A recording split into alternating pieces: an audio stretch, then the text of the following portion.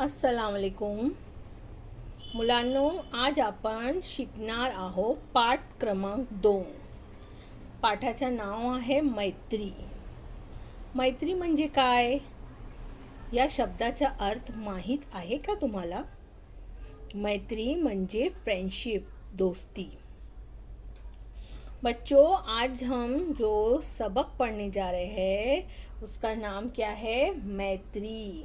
मैत्री का मतलब होता है दोस्ती. जो आपके दोस्त के दरमियान जो आपका रिलेशन होता है, जो आपका ताल्लुक़ होता है, उसको हम दोस्ती कहते हैं. तो आज हम इसके बारे में इस पाठ में पढ़ेंगे. मुलांनो, हा जो पाठ आहे तो चित्रवर्णन या प्रकारात आहे. या पाठात 3 चित्रे दिलेली आहे आणि चौथी चित्र जे आहे ती कोरी आहे. आपल्याला एक एक चित्राचे वर्णन करायचे आहे. मग चला सुरुवात करूया. बच्चों, ये जो मैत्री, ये जो पाठ है, ये क्या है? चित्र वर्णन. चित्र वर्णन यानी चित्र यानी कि तस्वीर. तस्वीर देखकर हमें कहानी बनाना है, उसे बयान करना है. हमें एक एक तस्वीर को देखना है और फिर जुमले कहना है उस तस्वीर से मुताल्लिक. तो चलिए सुरुवात करते हैं. तर आपण एक एक चित्र पाहूया आणि त्याचे वर्णन करूया. हे पहा, पहिलं चित्र. या चित्रात आपल्याला काय दिसत आहे? तर एक जंगल दिसत आहे आणि या जंगलात एक मोठा झाड आहे. झाडासमोर एक मुलगा उभा आहे आणि एक हत्ती पण दिसत आहे. हा हत्ती मुलगा समोर येत आहे. आता हत्तीला पाहून मुलगा घाबरलेला आहे. घाबरून मुलाने काय केले? घाबरून मुलगा झाडावर चढला आणि काय झालं मग? हत्ती जसा मोठा आहे त्याची सून पण त्याच्यासारखी मोठी आहे. हत्तीने मग काय केले?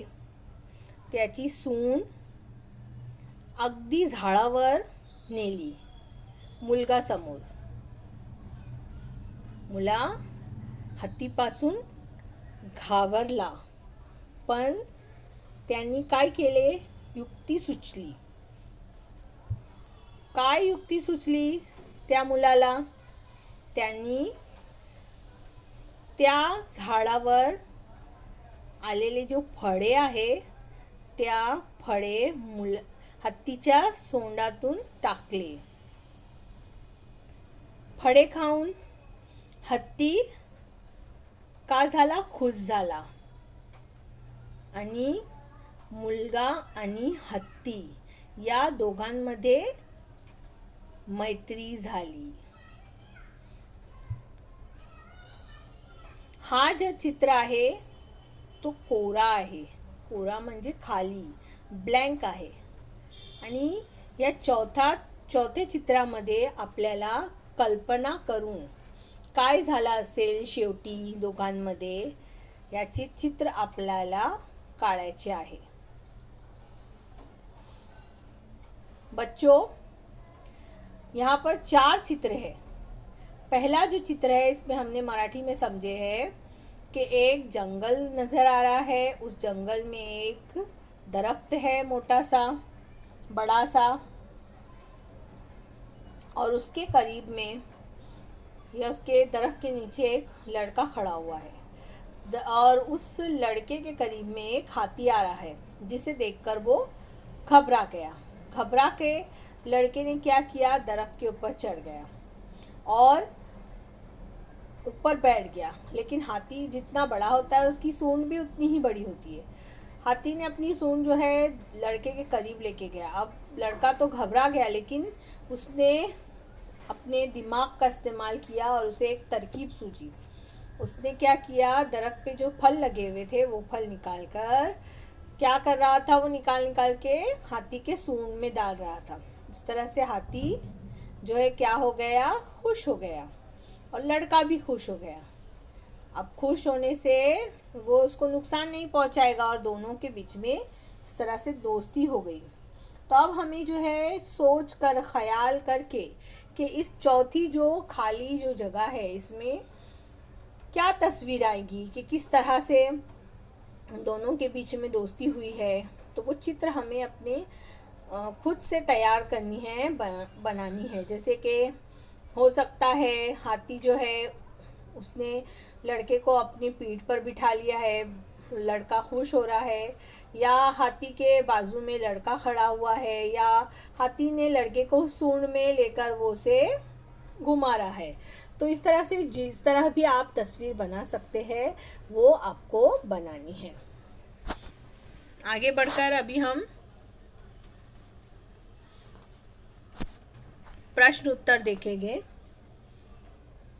मुलगा कुठे बसला उभा आहे, तर मुलगा कुठे उभा आहे, झाडाच्या खाली। मुलगा कोणाला घाबरला, मुलगा हत्तीला घाबरला। मुलगा झाडावर का चढला, हत्तीला घाबरून मुलगा चढला ना। मुलाने हत्तीच्या सोंडेत फळ का दिले, हत्तीला खुश करण्यासाठी। हत्तीला आनंद का झाला, मुलाने फळे दिले म्हणून। उम्मीद है बच्चों आपको ये लेसन समझ में आया होगा। मिलते हैं फिर नेक्स्ट वीडियो में, तब तक के लिए अल्लाह हाफिज़।